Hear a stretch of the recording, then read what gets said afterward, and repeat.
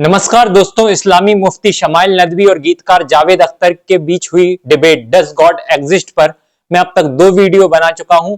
पहले वीडियो में मैंने बताया कि कैसे ये एक फर्जी प्रोपेगेंडा डिबेट है। दूसरे वीडियो में मैंने बताया कि कैसे मुफ्ती शमाइल नदवी ने अरस्तू के आर्गुमेंट्स को यूज किया। उसके सारे आर्गुमेंट्स पुराने और कॉपी पेस्ट थे। दोस्तों, कुछ लोगों को यह गलतफहमी है कि उस डिबेट में मुफ्ती जावेद अख्तर पर भारी पड़ा। निश्चित रूप से जावेद अख्तर एक कमजोर डिबेटर हैं, वे शायर गीतकार हैं, लेकिन उन्हें फिलॉसफी स्पिरिचुअलिटी की कोई खास समझ नहीं है।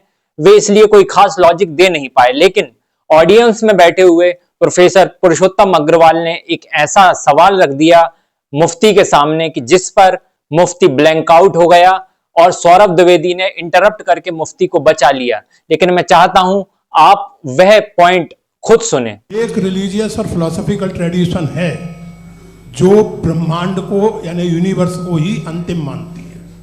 सर्वम खलु इदम ब्रह्मम, this is Chandogya Upanishad and it completely rules out the existence और नेसेसिटी, आपके शब्दों में नेसेसिटी ऑफ अ क्रिएटर।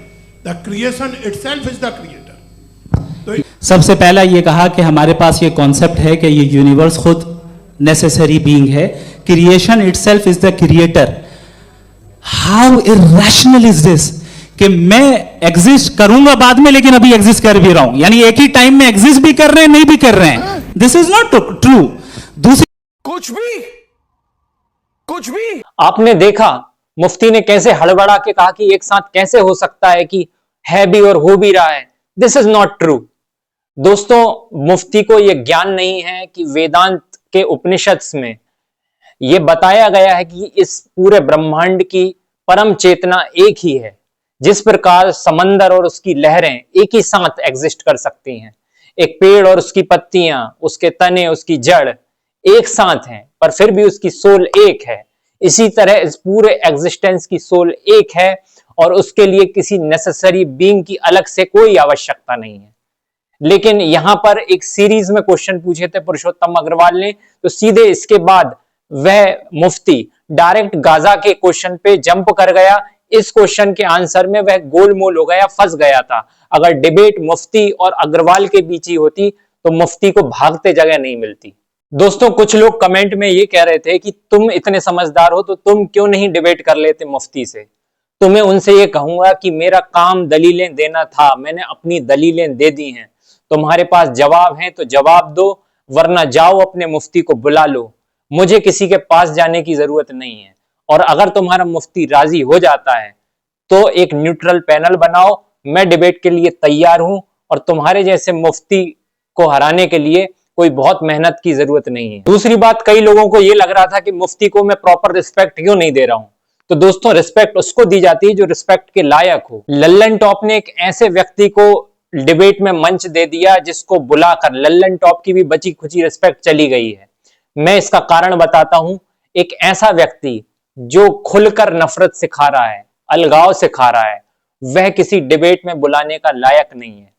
सुनिए मुफ्ती अपने ही देशवासियों में किस प्रकार नफरत बो रहा है। क्रिश्चियंस का ये कहना कि हजरत ईसा अलैहिस्सलाम अल्लाह हैं या अल्लाह के बेटे हैं, या अल्लाह रब्बुल आलमीन पर इतनी बड़ी तोहमत है और इतना बड़ा इल्जाम है कि अल्लाह रब्बुल आलमीन कुरान करीम में फरमा रहे हैं कि अगर इस तोहमत का असर इस कायनात पर जाहिर हो जाए तो तकादुस समावातु यतफत्तरना मिन्हु व तनशक्कुल अर्दु व तखिर्रुल जिबालु हद्दा, कि इस तोहमत से जमीन और आसमान फट पड़े और पहाड़ रेजा रेजा होकर गिर जाए। लिहाजा एक ऐसा फेस्टिवल जिसकी बुनियाद ही अल्लाह रब्बुल आलमीन पर तोहमत लगाने पर हो, उसे सेलिब्रेट करना या उसके सेलिब्रेशन में शरीक होना बिल्कुल भी जायज नहीं है। याद रहे, अल्लाह के नबी सल्लल्लाहु अलैहि वसल्लम ने फरमाया कि मन तशब्बह बिकौमिन फहुवा मिनहुम, कि जो जिस कौम की मुशाबहत इख्तियार करेगा, जो जिस कौम को कॉपी करेगा, वो उन्हीं में से होगा। लिहाजा अपने आप को और अपने घर वालों को जहन्नम की आग से बचाएं। एक तरफ तो आप कहते हो कि इस्लाम प्यार और भाईचारे का मजहब है। ये कैसा भाईचारा है जो सिखा रहा है कि दूसरों के त्योहार में शरीक मत हो वरना तुम जहन्नुम में चले जाओगे। यही बात जब पिछले वीडियो में मैंने रखी थी तो कमेंट बॉक्स में कुछ लोगों ने ये कहा इसलिए ऐसा किया जाता है क्योंकि दूसरों का खुदा अलग है, वहां जाने से ईमान खराब हो सकता है। तो दोस्तों, क्या ये अलगाव नहीं है? किसी व्यक्ति ने और कमेंट किया कि बिना त्योहार मनाए भी हम शांतिपूर्वक से रह सकते हैं ना, लेकिन बात त्योहार पर ही खत्म नहीं हो जाती। ऐसे मुफ्ती सिर्फ त्योहार मनाने से ही नहीं रोकते, ऐसे मुफ्ती अलगाव क्रिएट करते हैं कि फलाना काफिर है, ढिकाना मुल्हिद है, फलाना मुनकिर है, कोई मुर्तद है। इतने सारे डिविजन्स आप कर रहे हो और आप कह रहे हो कि ये एकता का मजहब है। हकीकत ये है कि ऐसे मुफ्तियों का भाईचारा और मोहब्बत सिर्फ अपने हम मजहब लोगों के लिए है। मोहब्बत लुटाऊंगा मैं छेड़। दोस्तों, ऐसा नहीं है कि ये राय मैंने सरसरी तौर पर बनाई है। मैंने कई मुफ्तियों, मौलानाओं को बहुत ध्यान से सुना और समझा है। 99.9% मुफ्ती मौलाना सिर्फ इसी बुनियाद पर काम कर रहे हैं। 0.1% जो लिबरल हैं भी, तो उनको इस कदर दबा दिया जाता है कि वो खामोशी होना ज्यादा बेहतर समझते हैं, उनका बहिष्कार हो जाता है। आज की डेट में सबसे लिबरल कोई स्कॉलर हैं इस्लाम के, तो उनका नाम है जावेद अहमद गामेदी। वे पाकिस्तान बेस्ड हैं, लेकिन उनके विचारों के कारण उनको तहरीक तालिबान नामक आतंकी संगठन से धमकी मिली और उन्हें पाकिस्तान छोड़कर अमेरिका जाना पड़ा। और इसी मुफ्ती के उस्ताद, गुरु नहीं कहूंगा क्योंकि गुरु शब्द के मायने हैं कि जो अंधकार से प्रकाश में ले जाए, लेकिन ये लोग तो अंधकार में पड़ी मानवता को और महा अंधकार में ले जाने वाले लोग हैं। तो इस मुफ्ती के उस्ताद यासिर ने उन जो लिबरल जो स्कॉलर हैं गामेदी साहब, उनके बारे में कहा कि वो ठीक नहीं है क्योंकि वो सबको सही मानते हैं। यह इस मुफ्ती का उस्ताद बोल रहा है, यासिर। तो दोस्तों, ऐसे लोगों को अगर लल्लन टॉप मंच दे रहा है, जो खुलेआम कट्टरता को प्रमोट कर रहे हैं, अलगाव को प्रमोट कर रहे हैं, नफरत को प्रमोट कर रहे हैं, तो ये लल्लन टॉप के नाम पर कलंक है। कुछ और ऐसे लोग हैं जैसे अल यूनस अल गोहर, वह व्यक्ति भी एक लिबरल विचारधारा का है जो मानता है कि कई रास्ते हो सकते हैं उस एक सत्य तक पहुंचने के। उसको भी अपना देश छोड़कर, पाकिस्तान छोड़कर भागना पड़ा। और इसी कट्टरता का फल यह है कि आज दुनिया के टॉप आतंकी संगठन सीधे सीधे इस्लामिस्ट हैं।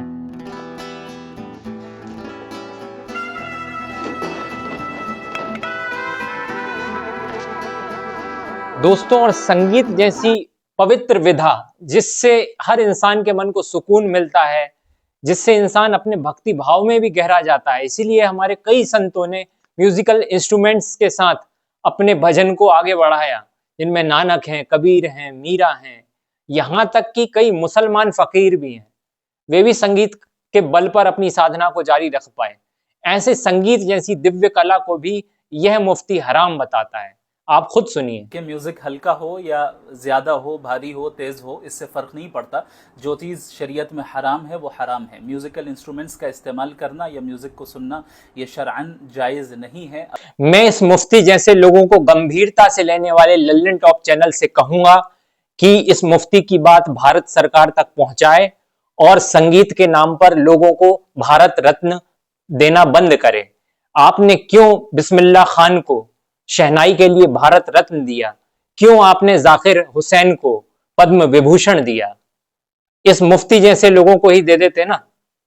तो दोस्तों, मैं यही कहूंगा कि मीडिया के नाम पर, टीआरपी के नाम पर ऐसे लोगों को प्रमोट ना करें जो कला के, आपसी भाईचारे के, प्रेम के दुश्मन हैं, जिन्हें रिलीजन, स्पिरिचुअलिटी से कोई लेना देना नहीं है, जिन्हें अपना थॉट मनवाना है, अपनी कट्टरता मनवाना है। इसके लिए वे इंग्लिश का सहारा लेते हैं, इसके लिए रटे रटाए अरस्तू के आर्गुमेंट्स लेके आपके सामने पेश कर देते हैं और आप इनको इंटेलेक्चुअल्स के जैसे प्रस्तुत कर रहे हैं। मोहम्मद अली जिन्ना ने खुद गांधी को यह कहा था कि आप कठमुल्लों को राजनीति की प्रथम पंक्ति में ना लाएं, वरना ये आपके हाथ से निकल जाएंगे। लेकिन गांधी नहीं माने और बाद में वही जो कठमुल्ले थे वह राजनीति में इतने ज्यादा सक्रिय हो गए कि उनको कंट्रोल करना गांधी के हाथ से भी बाहर निकल गए वो लोग। और आज तक हम वो गलती कर रहे हैं। हम मीडिया मंच के नाम पर ऐसे लोगों को आगे ला रहे हैं जो सद्भाव के लिए बहुत बड़ा खतरा है। मैं चाहूंगा कि जो लोग भी इस वीडियो को सुन रहे हैं वे अपने लेवल पर, आप जहां भी हैं, ऐसे लोगों को क्रिटिसाइज करें, चाहे आप हिंदू हो, चाहे मुसलमान हो, चाहे कोई और हो। आखिर में हमारा लक्ष्य एक ही है, इस देश की अखंडता, इस देश की खुशहाली, इसकी तरक्की।